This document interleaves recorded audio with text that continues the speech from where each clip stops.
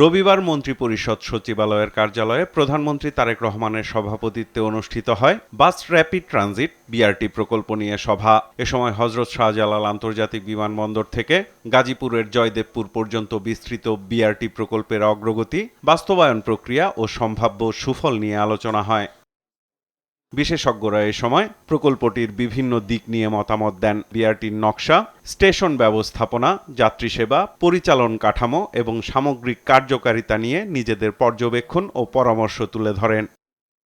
এদিকে দুপুরে মৌলভীবাজারের শিক্ষার্থী ও তরুণ উদ্ভাবক সাজ্জাদুল ইসলামের পচা ও পরিত্যক্ত সবজি থেকে পচনযোগ্য পলিথিন এবং কলাগাছের তন্তু ব্যবহার করে ঢেউটিন টাইলস বোর্ড তৈরির বিষয়ে জানানো হয় প্রধানমন্ত্রী তারেক রহমানকে। এ সময় গবেষণা উদ্ভাবনী কাজে সহযোগিতার আশ্বাস দেন সরকার প্রধান। সাইফুল রিপন, দেশ টিভি, ঢাকা।